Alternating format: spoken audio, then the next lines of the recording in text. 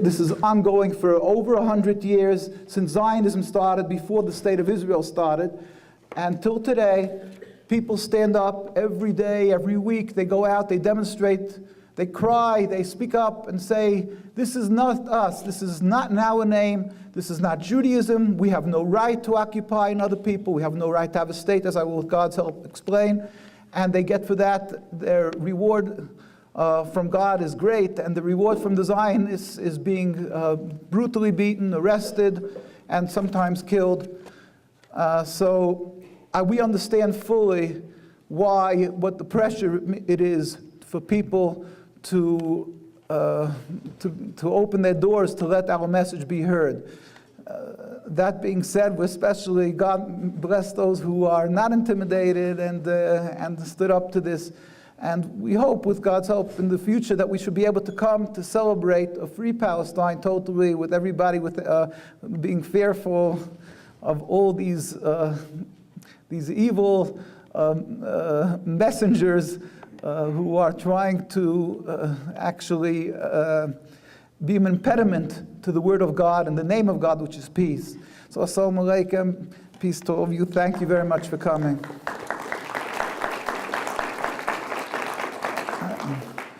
I think I have to really clarify something. I'm not coming with my message or my colleague's message. I'm simply coming here, as we like to say in Judaism, there's an example like a shofar. A shofar is the horn that you blow. The shofar blows a horn, and on the holidays, it's a very holy mitzvah. It's broadcasting a message.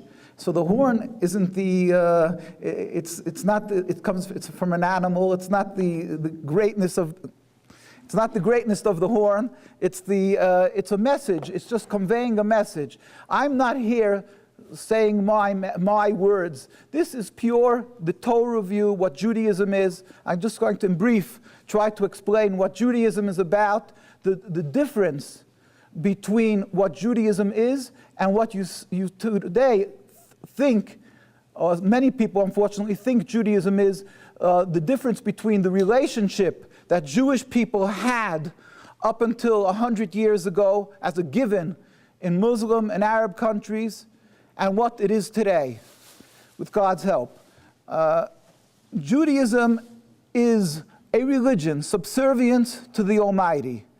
That's all it is, an acceptance of the commandments given to us on Sinai, to accept the rule of the Almighty, that it's God's world, and we are to do what He commanded of us. Zionism is a mere 100-odd years, a new movement, relatively new, compared. Judaism is thousands of years. Zionism just started recently. It is now that's not fear, I'm not using it even. Zionism is just the expression of a people who want to enjoy their whims, and in order that it should be dignified and accepted and legitimized, they're simply taking our name, Judaism, and dressing what they're doing in the cloth of Judaism. They're transforming this Judaism that is the subservience to God into a diametric opposite, into a mere materialist issue, a nationalism, to have a piece of land, to have an army, to have an Olympic team. And they simply call this, with the Star of David, Maccabees, all these different Jewish names, they call themselves the State of Israel. This is one of the roots of the called Nakba, a tragedy. This is, for us, a terrible tragedy. It's a double and triple tragedy, because not only is evil being perpetrated against other people, and as I will explain with God's help, against God, against the teachings of the Torah, but all that is being done in the name of Judaism, in the name of the Jewish people, and people think the more religious you are, the more you support what the people, because you're very religious. The more religious, then you must be more attached to a Jewish state, the State of Israel. And if that's the case, then also besides this rebellion against God, you also have the results of this unfortunately endless river of bloodshed, the rift, the mistrust between God's creations around the world. This is not what it's all about. Again, Judaism is one thing and one thing only. The Jewish people stood up on Mount Sinai, accepted the rule of God, to be subservient to God, and follow the teachings of the Torah that is required of us, 613 commandments, the Sabbath, kosher, family purity, many laws.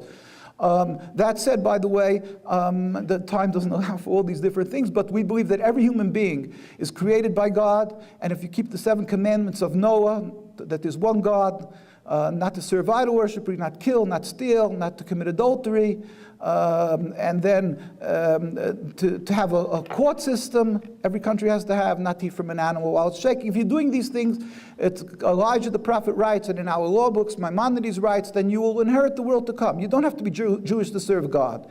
And that is the way we Jewish people lived with the other people around the world, and we didn't in any manner look at another person and say you have to be Jewish or else you can't serve God, you're not good or anything, God forbid. That wasn't the case. And you read the stories of Abraham, you will see that but again, time doesn't let it, but this is the fact, this is the way the Jewish belief is. There is no argument about that. That is in the law books, Maimonides, the Shulchan Aruch, it's called, from Yosef Karo. This is across the board, around the world, this is what the Judaism is. And we followed for thousands of years, now a few thousand years. 2,000 years ago, there was the destruction of the temple. Now, if you look in the books of the prophets, Isaiah, Ezekiel, Jeremiah, all of the books, they all were busy warning the Jewish people prior to the destruction of the temple a little over 2,000 years ago, that they should be careful because they have to be on a very high level of holiness in order to remain in the Holy Land as a nation. Then God wasn't satisfied with the Jewish people on the level that they were on, and therefore the destruction of the temple came about around 2,000 years ago. And then we were clearly put under an oath of God, a prophecy by King Solomon. It's all there to say in Shir Hashirim. It says, I've put you under oath, the daughters of Jerusalem, not to awaken with the buck and the deer of the field, not to awaken my love prematurely. And the rabbis explain, and there's no argument about this, that we were put under 3 oaths, because this verse is repeated three times in King Solomon's prophecies. And they explain that it means we're under 3 oaths. 1, after the destruction of the temple, we are not to return in mass, in large numbers, back to the Holy Land. Secondly, we are not to rebel against any nation. We should be loyal citizens in every country we're residing. Thirdly, not to make any attempt to end exile. The Jewish people for 2,000 years went through the Crusades, the Inquisition, many, many trials and tribulations, Second World War, all of this. And we, as a Jewish people, yes, it was frustrating, it's hard, but we never questioned God. God is all compassionate. God is not to be questioned. God is the Almighty. He makes all our dinei. It's impossible to grasp the greatness of God. And so how can we question his deeds and what he does? But we know that he's totally all compassionate. But sometimes people even ask rabbis, maybe we should just try to make our own sovereignty. And the rabbi said, have patience. God is like a father or a mother who sees the child crying with an earache in the middle of the night. And most probably we could say that the mother and the father feels more the pain of the child than the child himself. And if God, that is God, the Almighty, and if he would feel, if the time is right to end the exile, in a blink of an eye, the exile will end. We believe this will come, and we pray and yearn for the end of exile, which is around 2,000 years. What does that mean, the end of exile for us as Jews? We believe one day the Almighty will reveal his glory throughout the world. There will stop being the concept of atheism. There will stop being this questioning God. Everybody will feel and believe in God. All humanity will join together and serve God as one. We won't have to stand with a gun and say, you better believe what I'm saying. At that time, we believe God himself, without any human intervention, will build the third temple, and everybody will join hands and go up and serve God. That's what we say in our high holiday prayers. You can look at it, you can see it. In all our prayers, we pray and yearn and hope for one thing, the revelation of the Almighty's glory, not of having a national home or anything. This is what we're here on this world to serve God, to bring glory to the Almighty. That's what we believe we're here for. Yes, we're human beings, we have our frailties, we're human beings, we have our bodily functions, what we need to do, but we believe the purpose, the ultimate purpose of a person is to bring respect and glory to God, and the ultimate, the pinnacle of all of this will be one day when all humanity will recognize the one God. Look in our prayers, you can see that's what it's all about, nothing else. And we believe it will come one day. And when that comes, it won't be, again, me having to prove to you or anybody else proving one to another. It will be the will of all humanity. And we say in our prayers, it says, all the nations will join hands and come and serve God. So prior to that day, we are told by God, have patience.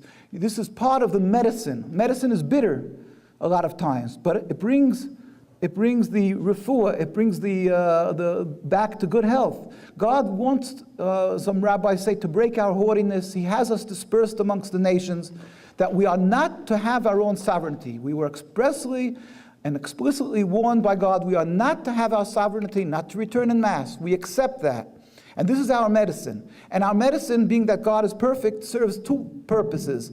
And I'm quoting now, this is Rabbi Shamshin Raful Hirsch, of blessed memory, who was a rabbi in the German communities of Germany. We have it in our books, you can look it up. He was a very famous rabbi in Washington Heights. There's a whole group of people who came from Germany, a whole community.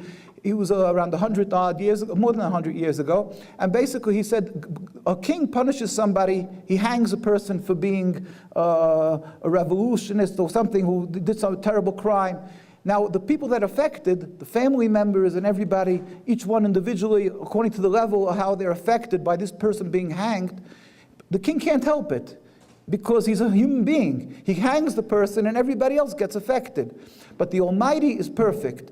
Every person that is touched by the hand of the Almighty, for good and for bad, it's perfectly according to the will of God. So he said, when we are being dispersed amongst the world, it is for the purpose of breaking our haughtiness. At the same time, ideally, if we would be serving God properly, we are called a people of the book. We are supposed to be studying the Torah, following the Torah, doing good deeds, emulating God. Just as God is compassionate, we say, Mahu rachum afatate rachum. Just as God is compassionate, you should be compassionate. That people should learn to serve God. That's what Judaism is about. And certainly, we accept this medicine. And when rabbis were asked through the hardships of Judaism, when they went through hard times, they said to the rabbis, maybe we should buy a piece of land here, there. The rabbis always, throughout these responses from Maimonides 600 years ago, 800 years ago, 300 years ago, every time they said, have patience, have patience. When God will see fit, it will end. The Zionists that started a mere 100 odd years ago, either they totally refuted that there is a God, or they refute that God is the master of the universe, and they keep on saying that it's rooted in blasphemy. All their concepts, if you listen to their mantras, they say, where was God by Hitler? Where was God by this? You know, if you're not going to stand up yourself, you're not going to be able to. All of a sudden, they accept this. When you question them and they need some miracle, they say, "Oh, God, help me." I mean, maybe they don't, but I'm saying that, or if they understand that their body will implode, there's DNA, everything. God has the power, and all of a sudden, they say, "Where is God by this issue, that issue?" Because they don't. These are non-believers or people who don't respect the laws of God and so forth. Therefore, they say. That is the root of what Zionism is. That God, so the excuse of why they say they're making a state. That God doesn't protect, God forbid, and therefore we have to have our own protection. Our insurance policy, they call it, the state of Israel. And in truth, that is just rooted in blasphemy. It's clearly against the words of the Torah. We're not to have that. And secondly, it's blasphemy. What do you mean, where is God? God can protect us. He was here from creation, from before, all the time, and He's here there now. But as I say, most of these people are simply, they're using this excuse to play on the emotions of other people, because they don't believe in God altogether. Others are convinced by this that they have to have something to protect them because they're not using their mind to understand how contradictory it is to so many other facts of life. But whatever the reason is, it's clearly flies in the face of the teachings of the Torah that we're not allowed to have a state, period. Not 1 inch of Jewish sovereignty, and this was and is respected by Jews universally. Jews invariably, if you will go around the world, you will go to the very religious communities. The more the religious the community is, the more anti-Zionist they are. If you will come to New York, you will see right across from Manhattan, the most concentrated religious community is in Brooklyn. Right across from Manhattan, it's called Williamsburg. There's not one Israeli flag. The same thing, you will go in Mea Shearim, you go in Jerusalem, you go to London, Stamford Hills, the most religious community. Again, why is it like that? Why, when you go to the Israeli Day Parade, you'll see it's more modern people, more what they call modern. They like to call that this is modern, whatever, that's the idea. But the ones who are more religious, you won't see them going there. Why? Now, if this is such a great thing, they can use the Star of David and call it the state of Israel, Jacob in the Bible. So how come, and not only this is that, the more the religious the people, that they don't support it. Something is weird, something is funny. People who give their lives for their religion, we pay for private schooling. We give our whole lives eating kosher food, keeping the Sabbath and everything. And all of a sudden, to this such a fundamental issue, to have our own state, to return to the land that God gave us, and all of a sudden, all these people are not here. Something is wrong. So start thinking, why is it these people who don't make compromises in their religion, they do everything from the day they're born till the day they pass on, they give of their lives and money and everything they do for the religion, why are they opposed to the state? So the simple reason is because they love God and they're following the religion. It has to be like that, and it is like that. I always like to quote, I have the chief rabbi of Palestine. We were saying that when they ratified the state of Israel, so the United Nations sent a delegation to Palestine, and they questioned the people from the different communities, from the Muslim community, the Christian community, and the Jewish community. Understand, there was a Jewish community living, whoever's from Palestine will tell you, and I just spoke to some people before here, very sweet people were talking about how they lived together for hundreds of years. Everybody bemoans this. We were living together. What happened? There was a Jewish community that was a solid religious Jewish community. 90% of the Jews there or more were religious. There was no such thing as a desecration of the Sabbath in Jerusalem. And these people, when they were asked about having a state, they were opposed to it. The chief rabbi of Palestine, as I quote in the book, it's called Traditional Torah Opposition to Zionism. In 1947, the chief rabbi of Palestine, that's a year prior to the ratification of the State of Israel by the UN, he pleaded with the United Nations when he was approached. And he said, in fact, I have one rabbi, a young man who's a grandson of a student this chief rabbi of Palestine. And his grandfather was my rabbi, passed away a few years ago. I have my colleague here, Rabbi Rosenberg, is 8 generations Palestinian. They'll all attest to this. The grandparents are alive, thank God, and they tell how they lived together in total harmony. And they remember when the delegation came. I had spoken to this rabbi. They said, they remember when the delegation came from the UN. They were asked, "What do you want the Jewish state?" Obviously, the Muslim community wasn't excited about that, not the Christian, but the Jewish community. This is what the chief rabbi said. I'm going to quote just one sentence of his statement that was given to the Declaration before the United Nations on July 16, 1947. He said, "We furthermore wish to express our definite opposition to a Jewish state in any part of Palestine." Now, this was nothing to do with they were fearful of 65 years of death and suffering and bloodshed and fear that when you want to take an orange out of a crate, it may explode. This has nothing to do with that, of suicide bombers and all that. This was prior to all of that. They could have figured that, Britain is going to give them the land and it's hunky-dory, everything's fine. No, but they said, we don't want this. And then a few months later, 4 months later, again, he saw that being ignored. They heard that they're going to ratify the state. So in November 1947, again, the chief rabbi, J.Z. Dushinsky, Rabbi Yosef Tzvi Dushinsky of blessed memory, wrote a letter to the Secretary General of the United Nations in Lake Success, and it said, the Jewish Orthodox community of Jerusalem, comprising 60,000 souls, objects to the plea of including Jerusalem in the Jewish state and or its residents becoming automatically citizens of the Jewish state. Our community demands that Jerusalem be an international zone under your protection with full autonomy and its residents be free citizens of the international zone of Jerusalem. We beg of you not to take any action before receiving a memorandum. Basically, this is the point was, why didn't he want it? They didn't want it because it's against God. It's illegitimate. It's illegal. It's evil.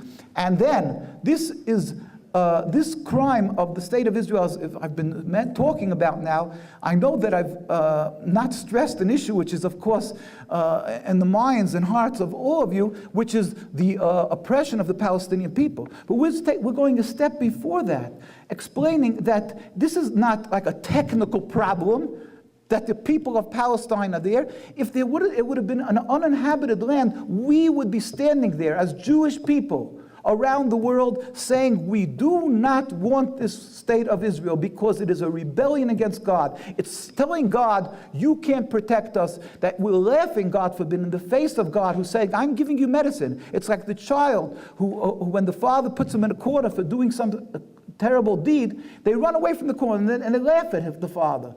That's what it is. God says we are not to have a state. We accept that.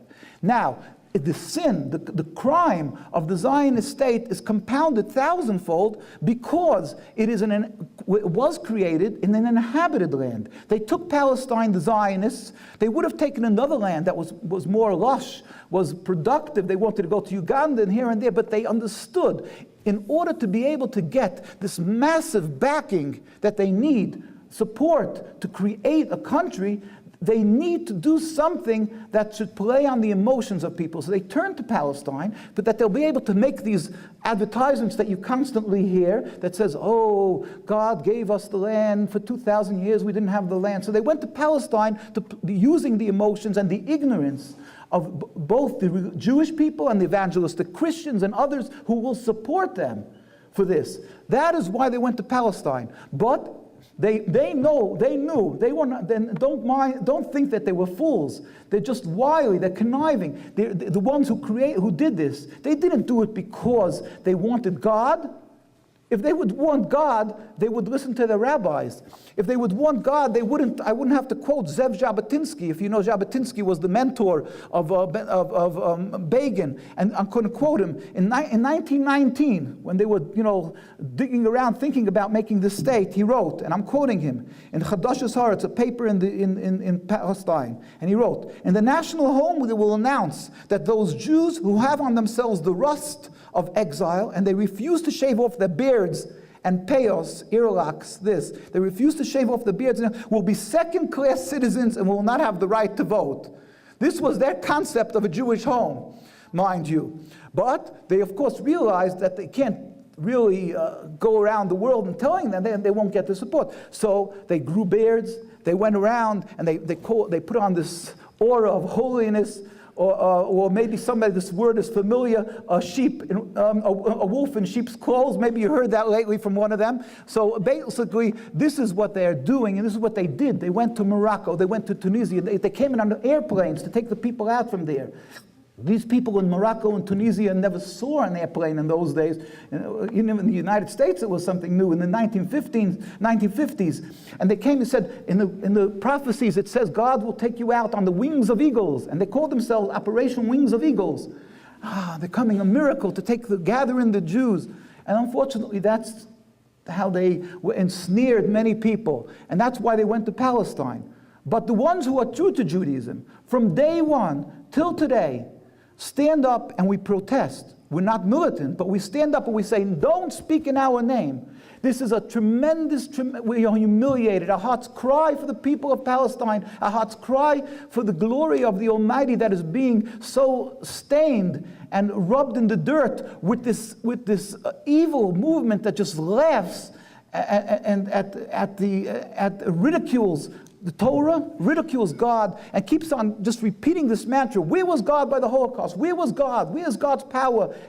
And this is what it's all about, undermining the whole concept of the belief, the subservience to God, the humility in front of God, and just sacrificing on the altar of their goal of having a state the souls and the bodies of anybody who stands in their way, whether it is Jewish people who stand in their way, or it's Palestinian people. And of course, the Palestinian people is an unending river of bloodshed. Millions of people who have been affected, emotionally murdered, and it destroyed. When we personally, thank God, we went to visit in Gaza. We went as a delegation, and mind you, wherever we went to Lebanon to visit. We went to visit Sabra Shaltil. We went to demonstrate when they attacked Lebanon ruthlessly. We went wherever we went. We went to Gaza, we brought medical aid. Thank God we arranged to, thank God, an ambulance, whatever we went. This is all symbolic, obviously, because it's one drop in the ocean of what's needed for them. They need freedom, first of all. And they need everything that goes along with that, water, health, and so on. But we went there, and we were embraced, which is unbelievable, even though they're being so endlessly attacked by people who call themselves representative of Judaism, yet they embraced us in Gaza after they were attacked in Gaza. We went there twice, we went to visit them, and the representatives there in Gaza embraced us and said, we have nothing against the Jewish people. We have nothing, we've been living with the Jewish people all the time. We just want our freedom. So this is what we've done, and we've seen with our own eyes, mind you, when we went there, how the world saw. They saw in El Zaytun, the Samuni family, I believe their name is, with I think like 30 members were unfortunately murdered with one bomb. And when this was a case that the world spoke about because it was such a tragedy. 30 members of one family. When we went to visit them a year later, mind you, they were still living in like a piece of plastic hung over a wire or something. No water, no food. And this is something that people already spoke about around the world. But people can't separate the concept that they fall into the entrap of Zionism, of the intimidation that this is a religious conflict, that it's Jews against Muslims, that it's Jews against Arabs, and that there's an ingrained hate from the Muslims and the Arabs to the Jews. That's why the Zionists made their state there, that they should be able to stand up, and when anybody dares to start speaking about the suffering of Palestinian people, they can say, oh, it's really because you're an anti-Semite. It's an excuse. You don't really mean this. You mean it because you're just an anti-Semite. If there is such a thing as anti-Semitism, excuse me, there is. There is people who have anti-Semitism.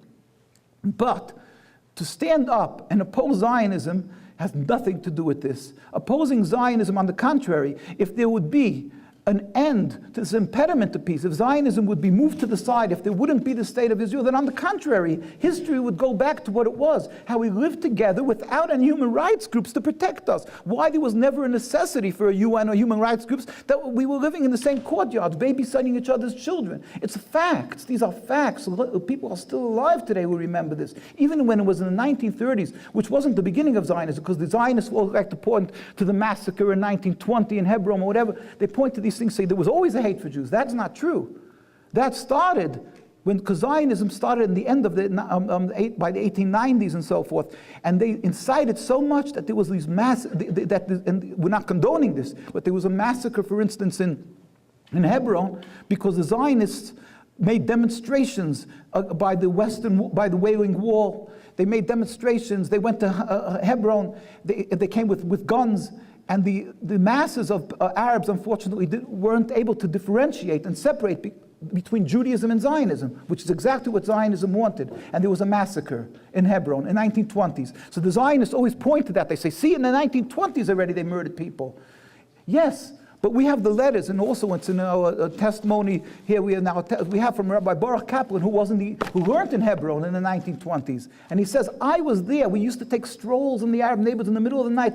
Children. And nobody had any problem. He said, they're the root cause. They were there. The Zionists came with guns and incited. And unfortunately, he cries when he talks about the people who were murdered from his yeshiva. He said, they're the ones who caused it. The Zionists caused it. And they come along all of a sudden, and they say, look at the evil people of Hamas. Again, we're not in any manner, shape, or form condoning violence. But we're saying, don't be fooled.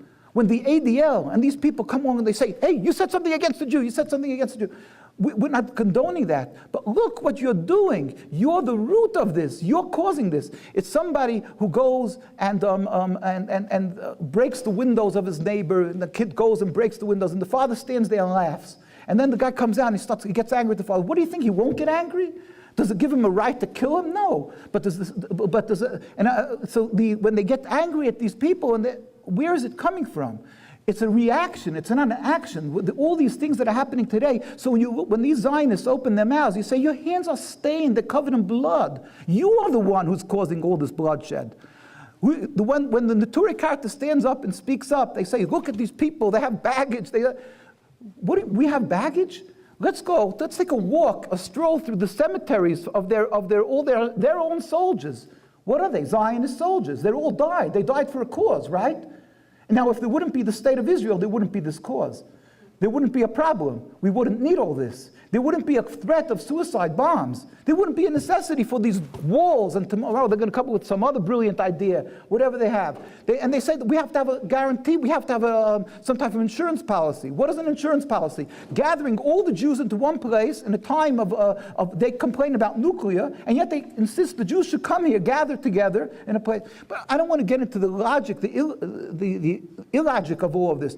According to the Torah, we're not to steal, we're not allowed to kill. They are not representing us. They are not representing Judaism. And the Jewish people around the world, we pray to God every day for the speedy and peaceful and a total dismantlement of the state of Israel. This is our prayer, and we don't want people to die. On the contrary, because we pray to God in all our communities.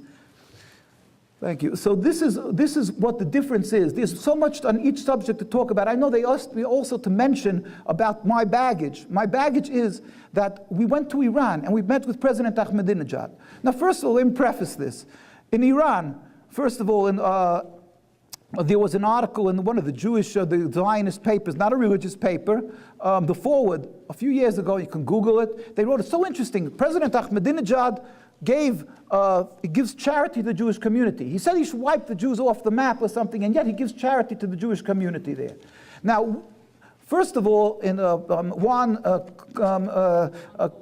Cole, and thank you, and many others said that he never said, they mistranslated his words. He never said that they should wipe. He said that God will not allow, who does not countenance evil, will not allow it to happen. But he never said those words that they should wipe, that he's going to wipe the Jews off the map. He never said that. In fact, we've met with him many times, and what did he say? That he respects the Jewish people. We spoke about the Holocaust, another issue.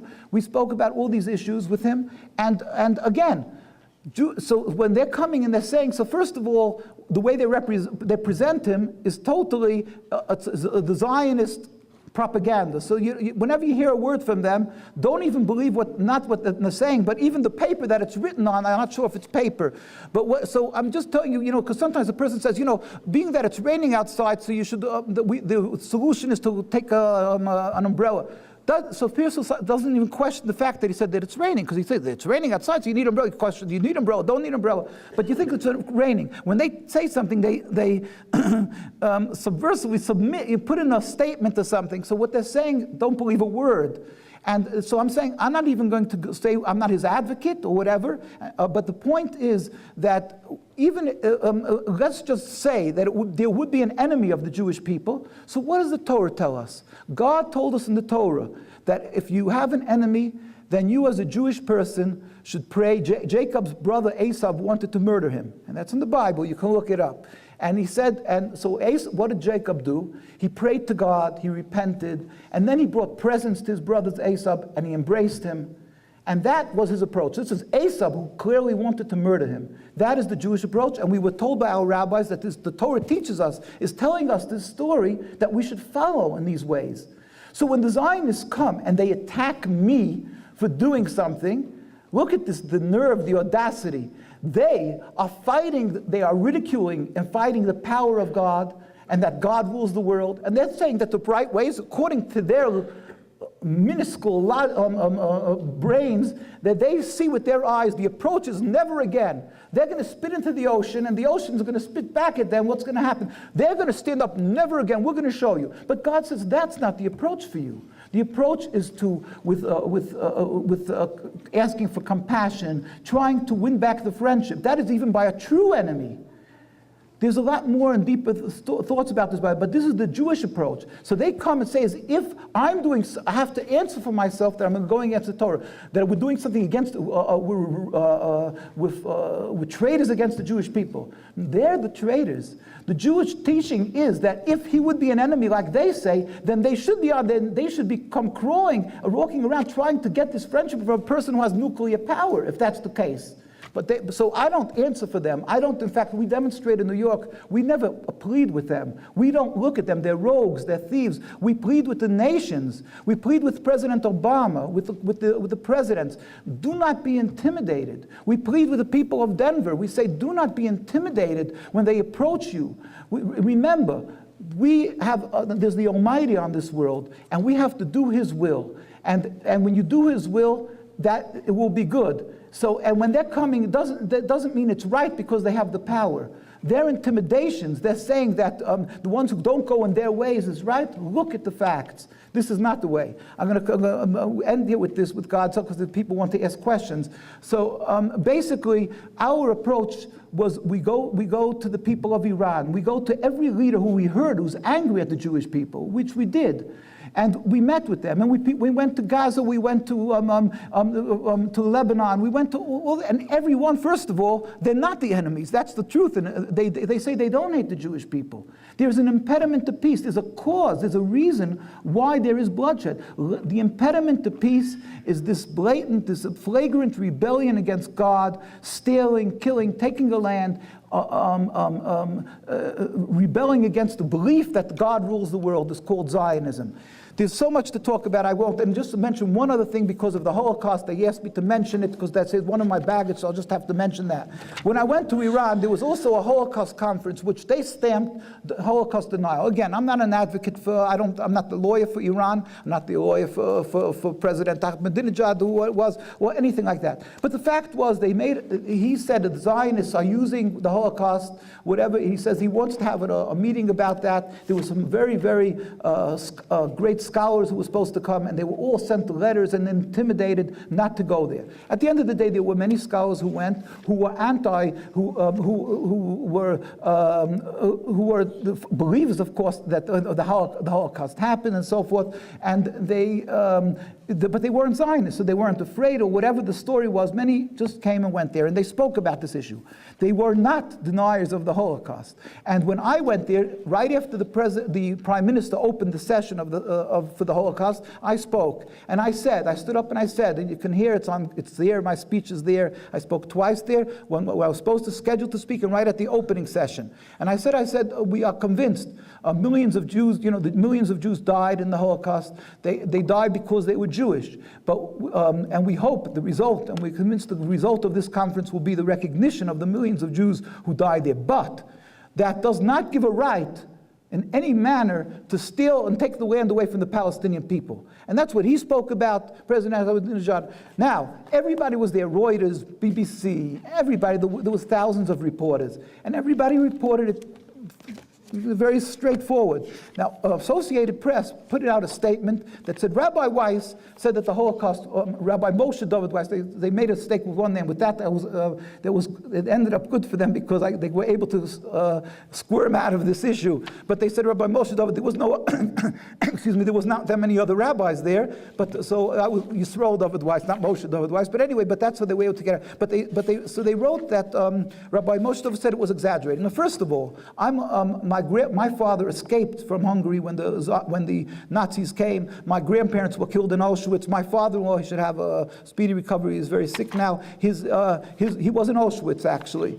He wakes up with nightmares, his wife says, till today, many years later. But basically, they put out the statement. It was in many hundreds of newspapers. That for the Turei Karta, we said that the Holocaust was exaggerated. Now, I came back, I threatened them with suits and so forth, and they made a retraction. And I have the retraction, again, in our documents. And where they write, I was on a program against stuff, I thought I folded the paper here. But basically, the Associated Press had to make a retraction, and they made this retraction. They said that I said that the Holocaust, that one of their agents, one of their reporters said that I said that it was exaggerated the number, but this wasn't. But I never said that. I just said that exactly what I said, that the Palestinian people. That doesn't give a right to take away from the Palestinians. I apologize that I'm not finding the page right now, but I will find it with God's help a little later, and I will open it to that, and I will quote you word for word. So basically that, again, because of questions, there's so many issues to talk about. I just want to say again, end with this, that we all hope and pray for the revelation of God. That's what we're all here for. Eventually, God will help everybody. This day will come, God's compassion, and we hope and pray every day for this, again, the removal of this impediment to peace that was created by people who are straying from God, Zionism, and their end result, which is the state of Israel. We pray for the removal of this impediment so we can once again live together, Jews, Muslims, Jews, Arabs, as we've had for all these thousands, for hundreds and hundreds of years together.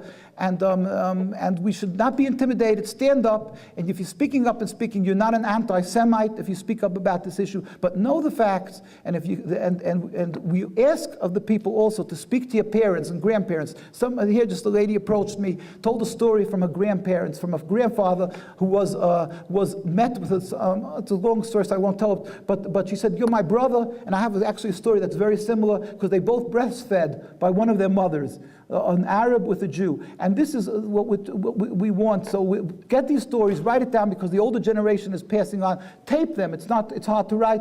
Tape it down, bring it so we can show the world that contrary to the portrayal, this has nothing to do with the religious conflict. It has to do with a new movement that is a politically flawed movement, a selfish, politically flawed movement, and you're not removing the Jewish people from the land, the Holy Land, or because people say, "How can I live in the Holy Land?" What are you going to do? You're going to take the Jews out? No, you're removing the new neighbor to the block. Something came along beside the religions. Just remove this thing that's causing this foreign object, that's causing the body to erupt. Take away this foreign object, and we'll be able to live together in peace sooner nowadays. Stand up, do it. Don't be intimidated. Look at the people suffering in Palestine. Don't be afraid. You're not anti-Semitic. Be proud and say, "I know that the very religious Jewish communities also support this because it's against God. We support to stand up and speak up, and God help." Let's pray. Ultimately, it's in the hands of God. Let's pray with concentration to God to bring about this peace, this speedy peace. We can live together in peace and harmony. Thank you very much.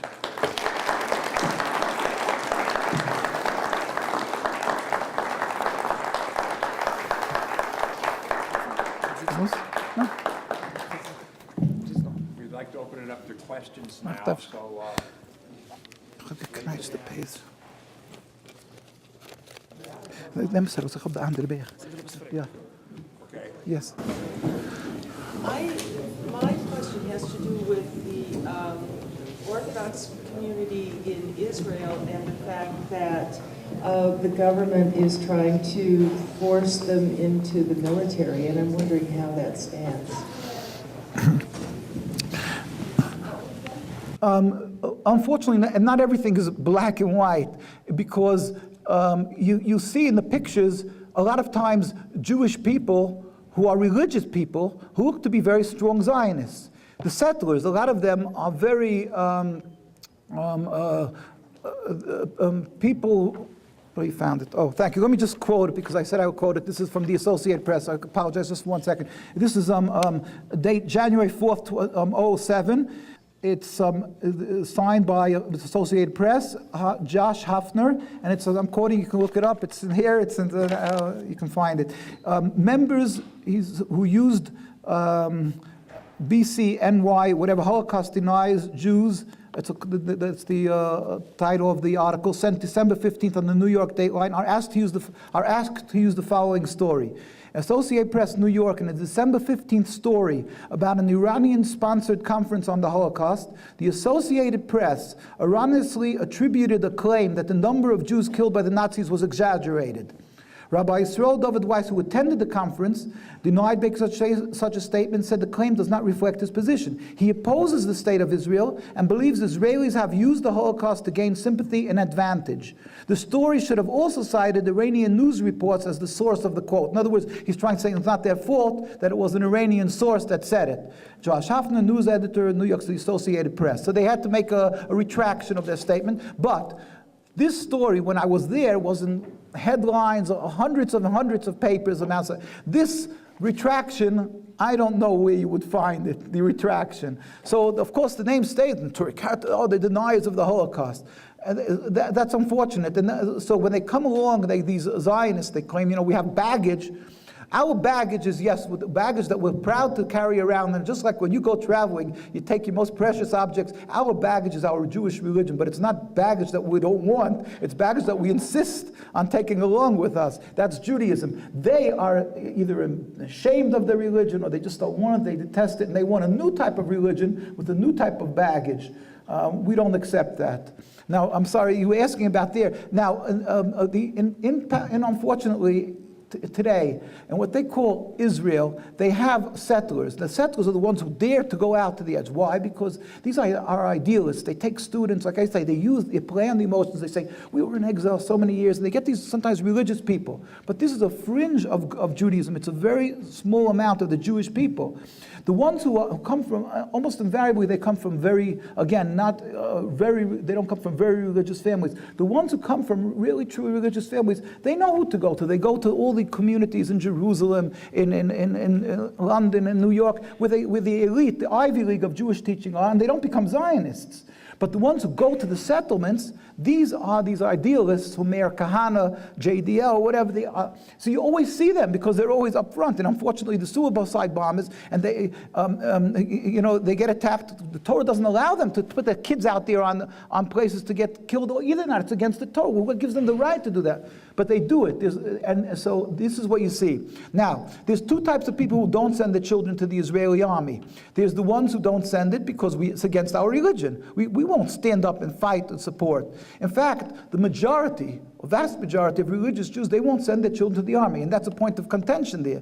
Because even though a lot of the religious support, they're afraid to return land because they say, well, it's a catch-22, we'll be overrun. Now, because they made such enemies of the Arabs, now they're going to come, they're going to murder us. So we have no choice. That's a basic propaganda of Zionism in order to ensnare even the religious Jews who don't support them.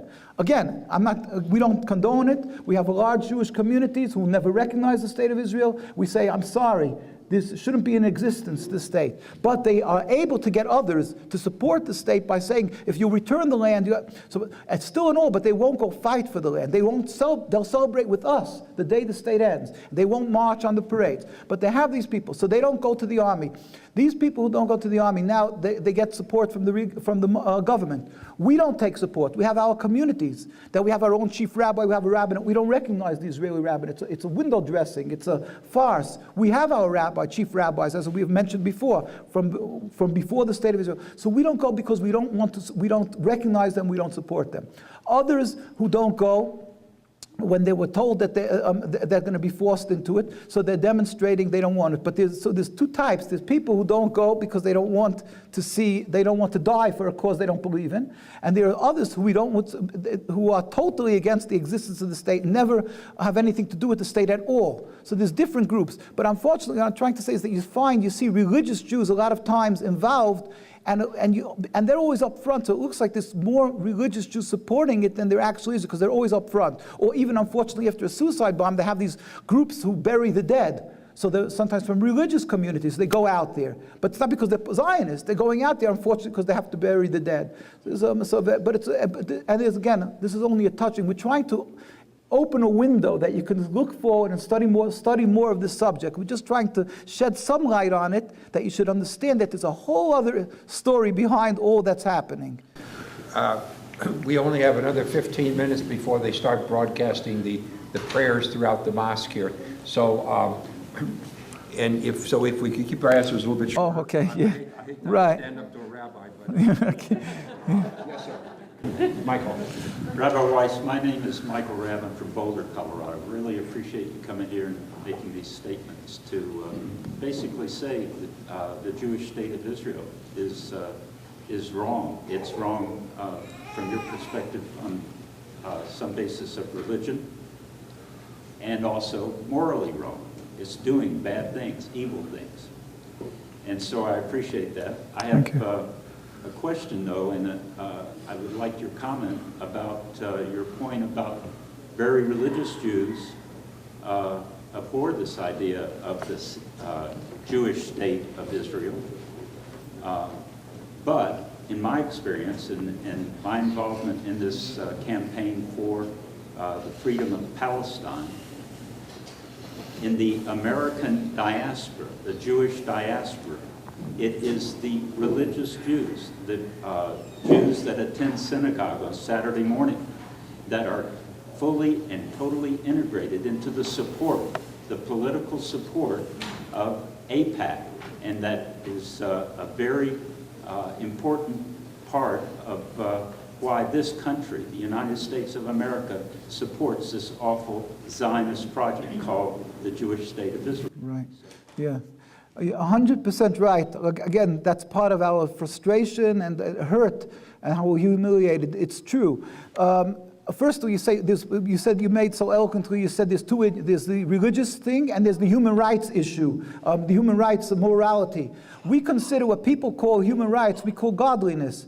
God tells us that we have to have compassion. God tells us that what humanity, human rights, this is part of, an integral part of Judaism. That's why one of the reasons that we oppose the state of Israel, as I mentioned, to kill, to steal, is against the religion. As I said before, we're waiting for the opportunity to show, which God requires of us, our gratitude for the people who've embraced us and given us a safe haven in our home. This is what we want to give up, to give, return Palestine, to give it back to the people, and to be able to show constantly our gratitude to the people of Palestine and the other Muslim and Arab countries. Now, what you're mentioning, yes, it's 100% true.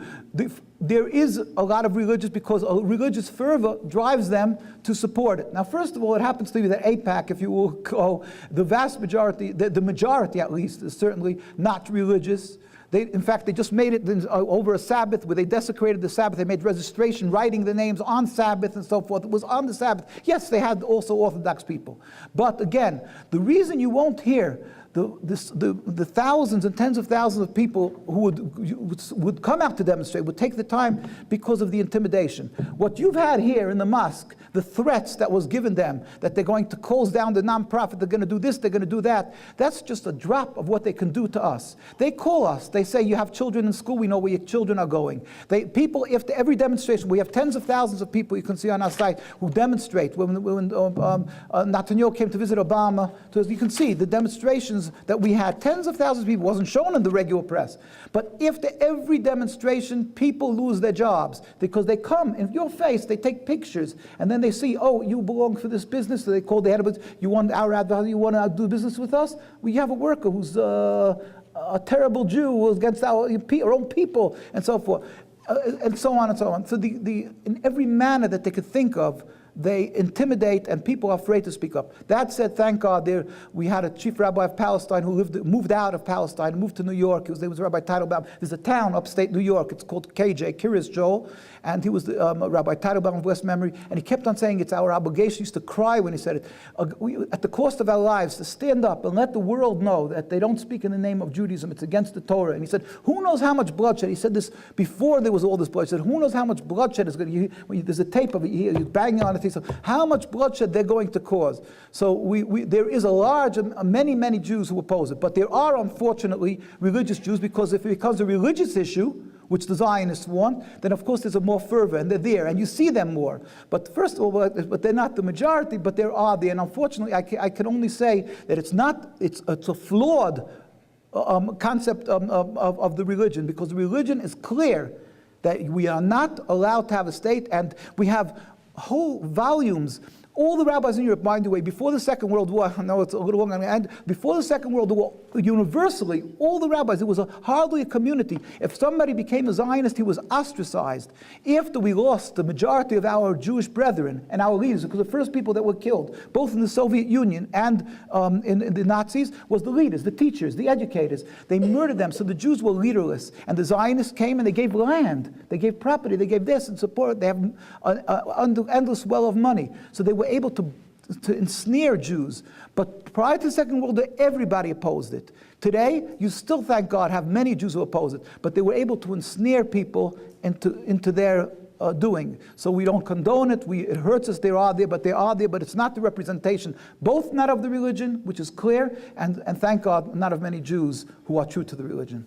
We stand up and our approach, because this is the Jewish approach. Again, the Zionists have the audacity with their modus operandi, the way of protecting what they want is being on the offensive and accusing you of being anti-Semitic and a self-hating Jew.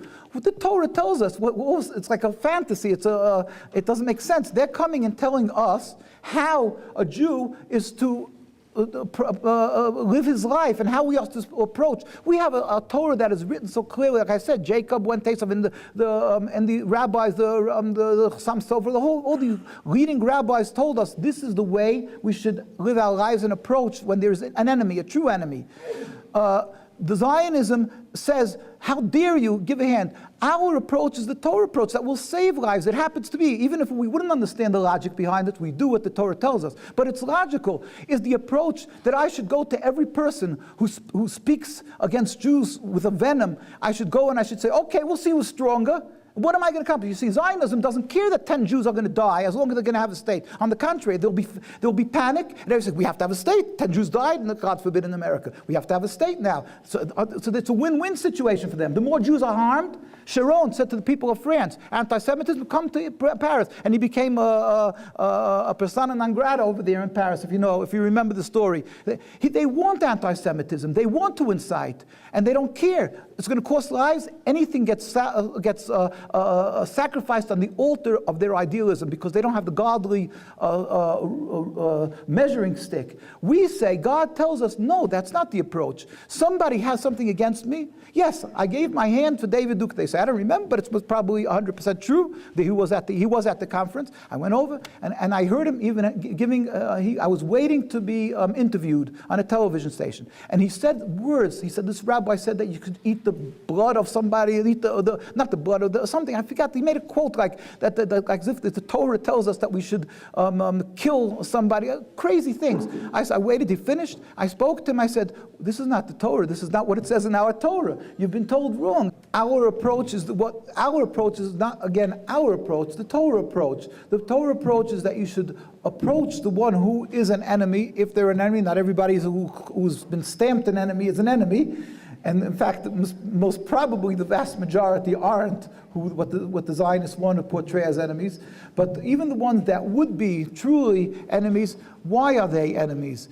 Is it because of a misconception, not understanding something, or something, a false story, or is it because of something that needs an apology that would happen to them? Maybe something happened to them, we have to apologize.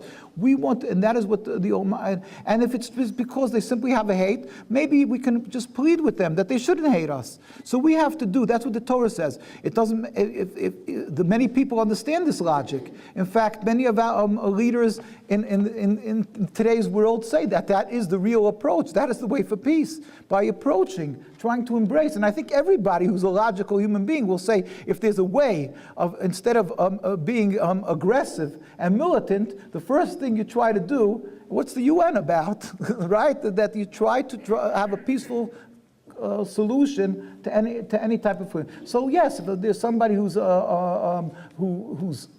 said terrible things or so forth, we approach them. So yes, we did meet with David Duke. We met with many other people, and with God's help, we will continue doing this because that's what the Torah wants of us. We will meet with people and we'll try to end bloodshed and bring peace, as God's name is so, to the world. Now, as I was saying, just one other little thing, because they had asked before about Jewish people. I'm sure There are many people here in Denver, because I go to Washington, D.C., there's Baltimore, there's any city and state that I know of.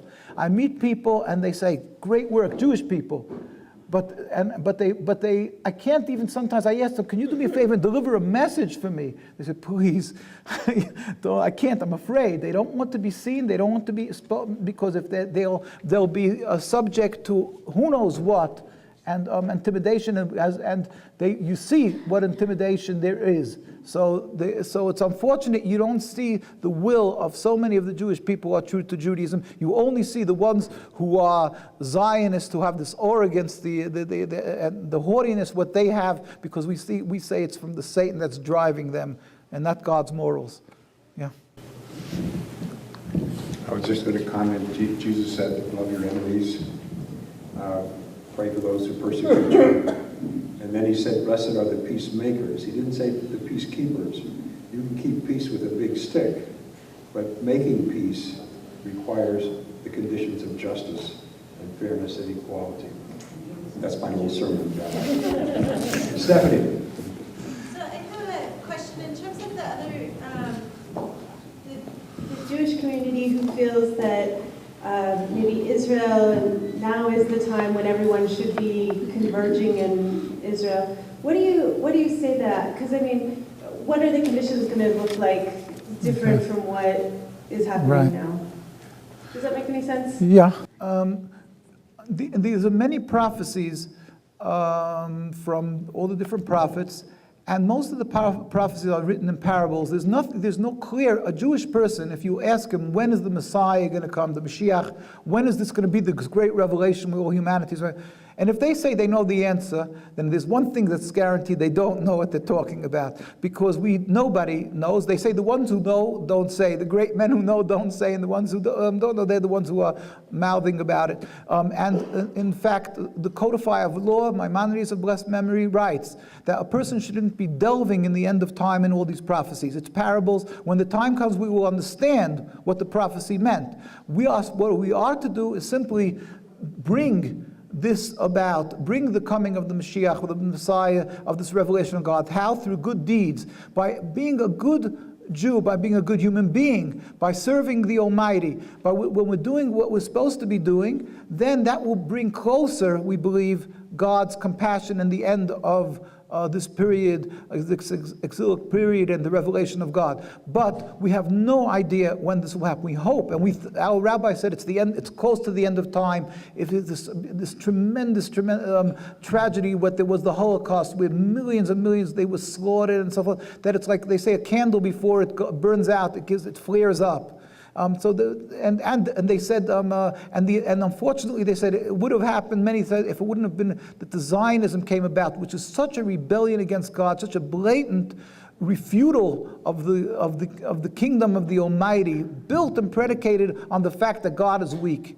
And that's what, and uprooting the souls. One of the great rabbis, Briskerov, we have a quote here. I've had a book called "The Rabbis Speak Out," where it's a compilation of the rabbis, the greatest leaders of Judaism from around the world, how they spoke their opposition to Zionism, because it will be tens of thousands of more. And there are many books of compilation, but this is just statements from the leading rabbis. The Briskerov, he's considered one of the leaders of Judaism from close to 100 years ago already. 80 years ago, whatever. He said they didn't create a state and then try to uproot Jews from the Almighty. The reason of this creation of the state was to uproot Jews from the Almighty, because they transformed the heart of a Jew who always knew, I have a problem, I repent, I serve God, I go to the Torah. They have another thing. You want to win over God's will. Even the ones who think that it's something to do with God, donate to JNF. That's the way you can buy off God. It doesn't work like that. So basically, this is you have to attend. This is they have unfortunately misconstrued what it is. But we don't know the end of time. The only way to do God's is by doing God's will. That will bring the end of time. And when I just want to say one little point. When they speak to them, I say, "What are you saying? You have to have a state." Somebody just asked me before. They said, "What do you say to the people who say it's enough? We suffered enough. We have to have a state?" So I said, "What do you mean? You're saying that I could take a land away from people who've been living there hundreds of years. Why? Why? Would you go to some place and come to Denver and take away people's homes? No, there you say I have a right. Why? Because it's mine. I'm not stealing. God gave it to you. So in other words, you're counting on the fact that God gave you through the Torah. So if that's the case, look at the authorities of the Torah. How come the very religious rabbis say you're stealing? You're not allowed to do it. Here, so it's contradictory. You're using the Torah, you're using your emotions of the Torah, and then you're ignoring what God said. I know you're going to be impatient. Have patience, wait, and don't steal. When the time comes, everybody will go up together and serve God in peace. That's what I would tell these people. But unfortunately, they're going to go to their rabbi from these questionably religious communities. Are going to say, those people, they're a bunch of fanatics. Where do they come? Who are they? They're self-hating Jews and this and that. But if you go to Brooklyn, you see our communities. I don't know how they explain that away, but this is the way so they come back and they start feeling, if they were feeling guilty or something, after they come back to the rabbi and they feel good and they can eat their Sabbath meal afterwards. Beth, and then you. Okay. I just have a quick question for you. Okay, you had several of the tactics of the Zionists in Denver was, of course, to threaten the mosque and smear your name. And you've already answered one of those questions about, they said that you were a denier of the Holocaust. Another thing they said was you were caught shaking hands with a member of the KKK. And I just want to give you an opportunity to defend yourself against this. Yeah, what does it mean behind it? yeah. Like I think I said clearly, first of all, we go and we try to placate and correct and change the hearts of people. This is what the Torah requires of us, that we go and approach even the worst enemies. And in fact, I want you to know that there were rabbis who approached it, and there's absolutely no time for this now, but we have a book here called Genocide, the Holocaust, Holocaust Victims Accused. There were rabbis who worked to save the Jews by the Holocaust in Hungary after 1942-43, where the Jews were being slaughtered in many lands over there. In Hungary and Romania was in 1944, 1945, was invaded then by the Nazis. And there were rabbis who had seen what happened in the other parts of Europe, and they secretly approached Eichmann and his henchmen, his name should be obliterated, and they wanted to buy off the Jews. And they were thwarted by the Zionists, because the Zionists said, sure, we'll give you money to do it. It's a whole long thing. There's a book called Perfidy from Ben Hecht, written about this terrible tragedy. The rabbis, Rabbi Weiss of blessed memory, there's many schools in our communities that it's called Nitra schools, and he wrote books about this. The fact that they almost were able to say for I think around the 1 month, they stopped killing Jews in Auschwitz. How? Because they made these attempts to save them, because they secretly to save them from the hand that the Nazis shouldn't slaughter them, and they could have been successful. Zionists, we have books about this, that they were involved, they were and in collusion in some cases with the Nazis, and in other cases, because at the beginning of the war, I was extremely sure, just at the beginning of the war, the Nazis and them had the same idea. Nazis wanted the Jews out, and the Zionists wanted the Jews to go to Palestine, so they worked together at the beginning. Later, the rabbi said the approach should be to placate and try to speak to Hitler. Rabbi Weiss said if we would have begged Hitler and spoken to him and apologized, who knows how many Jews, but he wrote in his book, he said, you should know that he spoke to one of the diplomats from Germany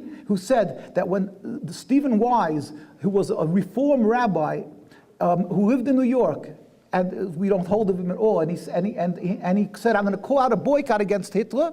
And he said, Hitler threw himself on the floor. He said, I'm going to, if they're going to fight against me, I'm going to fight against them. And he bit the carpet. He was a wild man. He bit the carpet. And that was from a diplomat from the Germany who went to, basically, they incited. The Jewish approach would have been just the opposite, to try to buy the friendship, to try to placate, to get away the hate. And maybe who knows how many Jews we could have saved. That is the Jewish approach. They're going to say, how dare you? You're going to go speak to Hitler? And if I could save 1 million Jews, does it make? I'm going to use my organs and say no, because it's not nice. It doesn't make sense. I should meet a murderer. Yes, if I could save 1 million Jews. If it would be his son, he would talk different. So that is the Jewish approach. And that is when it's an enemy, and a lot of times it's not enemies. They're making enemies. They incite. They make people. They turn them into enemies because they accuse them of being anti-Semitic. They do things, and to create a Jewish a hate and animosity, and then they say they have to have a state to protect the Jews.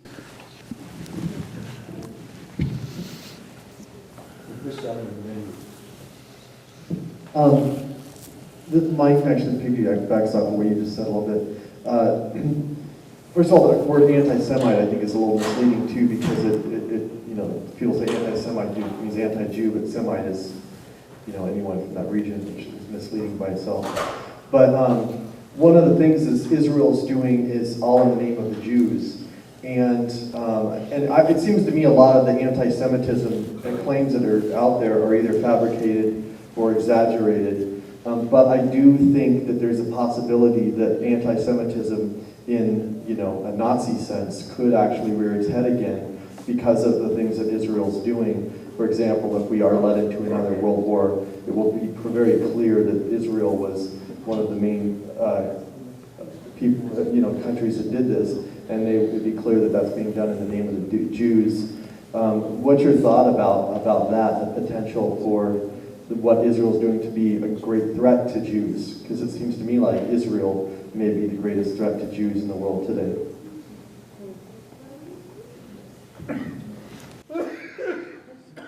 With the help of the Almighty, we always say that we're not saying there was no such thing as anti-Semitism before, or there isn't, but the greatest instigator, the greatest factory of creating anti-Semitism is Israel. And if somebody stands up and says, I don't have anything against the Jews, in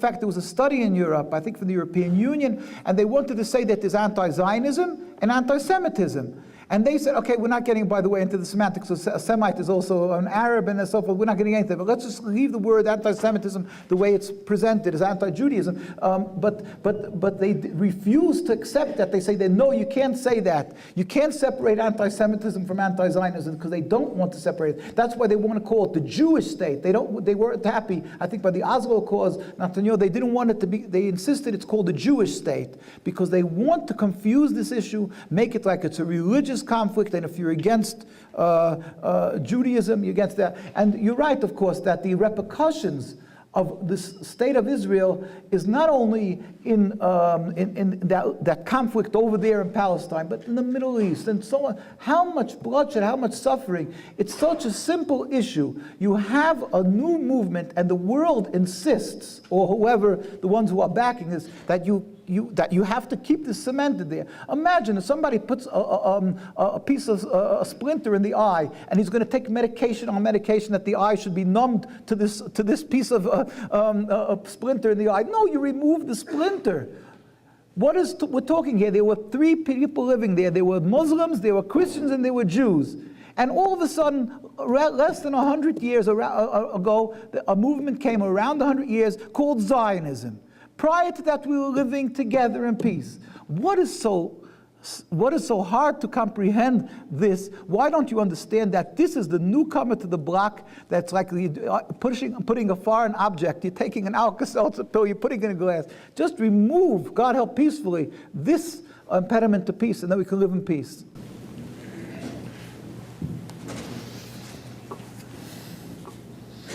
Hello, my name is Melissa. Just one thing, you don't have enough time, clearly, to explain the British mandate, nor do you have Resolution 181, and I'm very well learned on it, and it's a mess. And what happened as a result is a bigger mess. And but what I wanted to touch on is all of this discussion throughout history has ignored the simple facts. When I ask a Jewish person or a Christian, do you believe in the 10 Commandments?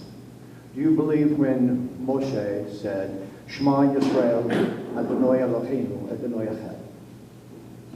When he said that, and do you believe in that, and do you believe what he said after he delivered the 10 Commandments, that thou shalt not add to or take away from what I have given you today, but obey the commands of Adonai? When Moshe said that, that's not a parable, in my mind. I believe it. I also believe in the revelation. I believe in the revelation that when Adonai said, you will know when I have left the Jewish state, when you are routed to exile. through Babylon, the Chaldeans, led by Nebuchadnezzar. What happened? In 722, first in 586, the first kingdom fell. 722, the second kingdom fell. What I'm trying to get at is no one believes this, no one ever teaches this. I know Rabbi Simcha Weintraub. I'm very well acquainted with Rabbi Montalai. No one teaches this. Because why? Because I believe this is the truth. Adonai said, you will know when I've left the Jewish nation. Now, along come the Dead Sea Scrolls written by the Pharisees and the Sadducees. They were written by the Essenes, documenting what? The breakers of the covenant. So my point is, all of this isn't being taught. None of it. Not the Dead Sea Scrolls, and they're not parables. I believe the Revelation is not a parable. I argue with that. The Jewish people don't belong there because Adonai said, the descendants of Abraham, who are closest to me, will live in Palestine. That can be Jews, Christians, or Muslims. So what I'm trying to get at is, we don't speak the truth. If you believe in the Revelation, you know via the Dead Sea Scrolls, we broke the covenant. Jews broke the covenant by rewriting the Torah, which happened when? During the exile. That's when the Talmud was begun. So if we broke the covenant, and I used to be Moshe Ben Adam, Marx. I lived on 98th Street. I belonged to B'nai Jeshurun. At 59 years old, I found out, I read the Dead Sea Scrolls 5 times. I retranslated many parts of the Torah. I was shocked. And I want to be closer to Adonai. And the only way I could do that was through Islam. Because these are the truths.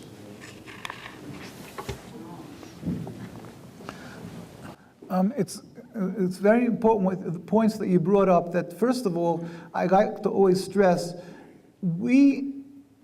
people say that, why can't you live together? We're so close in our practices of religion. But at the same time, I always like to say, yes, we may be very similar issues, we have very similar laws. At the same time, it is clear that we have a definite different religion, but that was never an impediment to being able to coexist in peace. At the times, through the hundreds of years, Jewish people lived in Muslim lands, they were practicing and flourishing as very religious Jews, as religious communities, and flourished, and it wasn't an impediment to peace. And we definitely have a different religion, there's no question about it.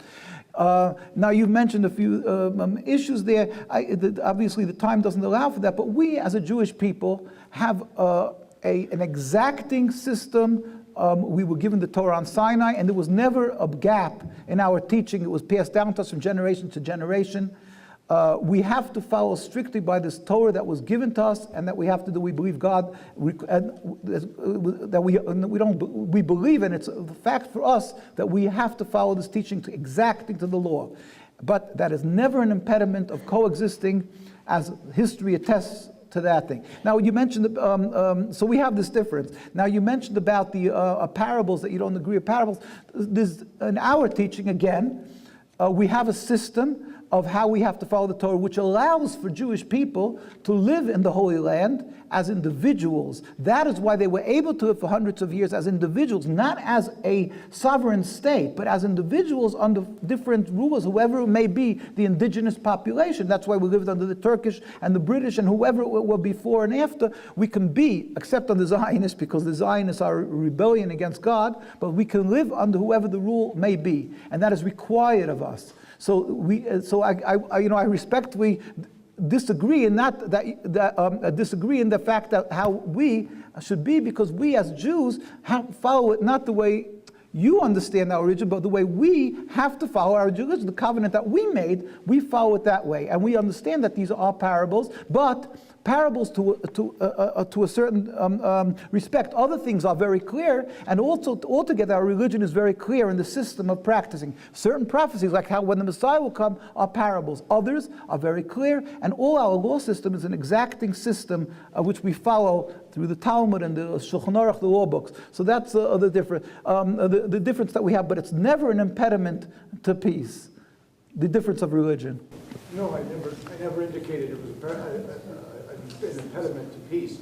My point is, we as a Jewish nation, we as a group, broke the covenant. And when we broke the covenant beyond repair, Adonai left us. Again, No, wait a minute, let me finish. And within the context of that, Yeah. he says in the Torah, Muhammad's name is mentioned 12 times, once as a proper name. If you ask someone, oh, what is Song of Solomon 5? Every Jew you ask will say it's about God and the nation of Israel, and the Jewish nation, as it were.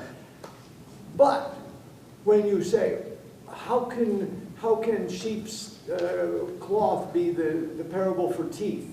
We're not talking about that. Then all of a sudden it changes to Solomon and I got your point. come on. Excuse me, I'm not here to argue. That's I'm saying yeah. if the Torah Yeah. is correct and the covenant has been broken beyond repair, we became idolaters. Wait, again, I'm going to step back and say it again. We have definitely, if I would feel you're right, if we would feel that that's the right approach, then obviously we would be Muslims. But obviously we have a distinct different religion, but there is a distinct different religion. You have your interpretation. We have the way that we feel. We were told it was handed down from generation to Jewish religion. And this is an ongoing religious issue, which it's not for there. But the point is that we have this religion, and yet we have to always remember, after we have such a discussion, that this was never the impediment to peace. Impediment to peace is this something called Zionism, nothing to do with the Jewish religion or the Islamic religion. It's a totally different subject. But the Torah's been rewritten. No, I totally disagree with you about that. Yeah. Let's take one more question, and then I think we need to recess it. Well, okay, two, you and you, okay? Ladies first. And then you can, I think. Avodah Rabbi for being with us, and I thank you for the courage. Thank you. I have two questions. One is, are you and Dr. Norman Finkelstein good friends?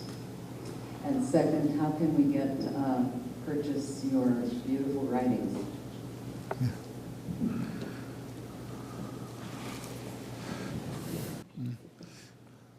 Yeah, I can't say we're good friends because unfortunately, we share views about that Zionism is corrupt and flawed and, just totally not there. It's wrong, it's totally wrong.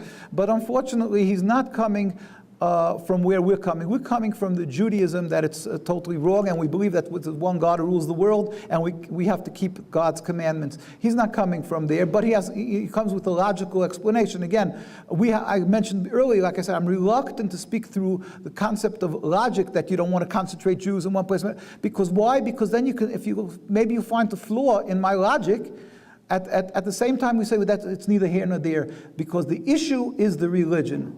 It's not a Jewish state. The Jewish religion does not allow stealing the land. It does not allow a Jewish state in any manner, shape, or form, whether you agree with my logic or not, or whether you can comprehend God's logic. The covenant, by the way, you have to come back to that, was we believe, the Jewish belief is that the first tablets were broken, but the covenant was not changed. And whatever, we have a different discussion. So we have obviously a different concept of religion. Now, you're asking about our books. I appreciate that.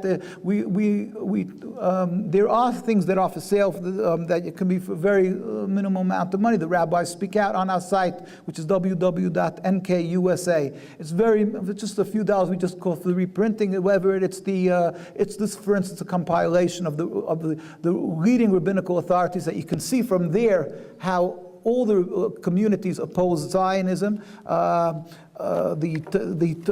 historic documents, the traditional Torah opposition to Zionism. There's others you can see at our site, and you can take everything you can take off from our site. We're not looking to make any money on it. We feel it's our godly obligation, and we appreciate your support. I appreciate your kind words.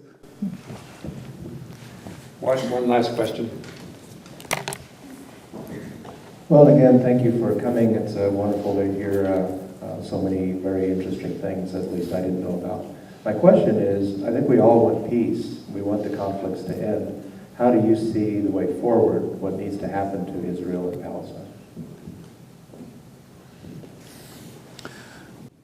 Again, with the help of the Almighty, I have a rabbi, a senior rabbi, his name is Rabbi Beck, should have long and healthy years, who was actually in a bunker when the Nazis invaded Hungary. He was like 6 months, he was hidden in a bunker, and then he went up to Palestine. He left Palestine with his family because he didn't want to be under Zionist control, but he's a senior rabbi, a very holy man, and he always likes to say, I like to separate the issues.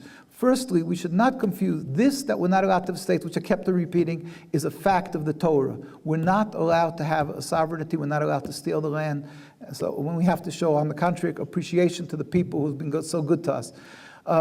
The solutions, that we could try with God's help, but by following the edicts of the Torah, with God's help there will be peace. If you remove the state of Israel, of course it just makes it sound so simple, such a complex issue, then there would, with God's help, be peace, because God tells us if you follow Him, it will be peace. You could guess how come this happens, that happens, whatever. Do we have the exact solution, how that will be? I don't know, but one thing I can say, when you go to a doctor and the doctor sees a person hemorrhaging and he gives him cortisone and does something else, and the guy goes out of the office feeling good, he's more or less a murderer. He's not, or he's just simply negligent. When the problem is, again, that the world has totally confused, has not understood the problem here. They keep on thinking that it's a religious conflict and so forth, and a hate from Arabs to Jews, Muslims to Jews. It's terrible, and it carries over to how Muslims are accepted in the Western world, because if they were like this to the Jews, people in the Western world, the society, they relatively knew the Muslim communities, so they say if they treated other people like that, they're, they're vilified.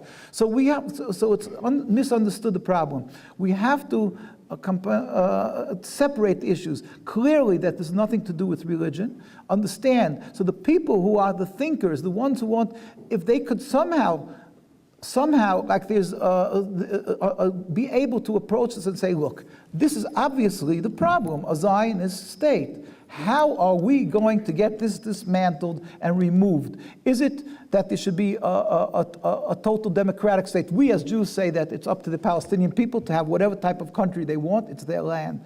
But whatever the approach is, with profuse apology, with restitution to the Palestinian people, and relocation of the Zionists who carried out interrogations and crimes, and so it would cost billions of dollars to do such a thing, and the rest of the Jews, there would be a fatwas issued by the Arab leaders. If there would be billions of dollars in restitution to the Arab communities, and to try resettle them and so forth. It's not a wild, without any thought. The people who are doing actions are usually under leaders, and if there's fatwas issued by leaders, there wouldn't be murder. Just like in South Africa, people couldn't understand if it would be able to end the apartheid. It ended. People said there would be a slaughter.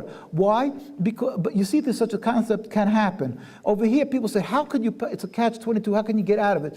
It's under a leadership. If there would be issued fatwas to say that they shouldn't do any damage to the Jews. Like I say, if there would be, let's say there would be the United Nations with America, let's just say would issue billions of dollars, just like they pay every year to be able that the Israeli army should be able to build walls and separation walls, and billions of dollars for arms that's never ending. There's no light at the end of the tunnel. They have to keep on being more advanced, and actually it's for the armies that they should be the arms that they should be able to test their arms, whatever it is. But if they would instead of doing that, take a few billions of dollars to resettle the Jews, the Israelis who committed these crimes, and restitution for the Palestinian people, in a way of resettling the land that we can live together in peace. Who says that there can't be such a concept of a removal of called a Zionist state, and that we should be able to live together? It has to be the will of the leaders. It has to be the understanding, the clearness in the understanding what is the root cause, what is the problem, which is Zionism. And I, as a religious, say it's that the root cause because it's against God and the religion. It will happen one day.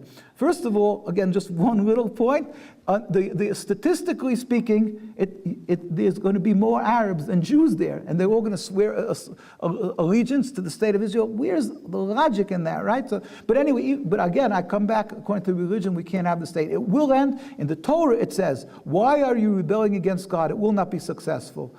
Even if we're not naysayers, but it can't be successful as long as there's 1 inch of this sovereignty, which is a rebellion against God. The Torah says it will end. It has to end. That's not because I'm a prophet, because the Torah says something that's against God cannot exist. It will end. We pray to God, and we stand in fear and how much more suffering and pain it will entail till this thing will end. We pray to God every day. It should be easily pass, like we see USSR just passed over, like nobody would have believed, and that we should be able to live in peace.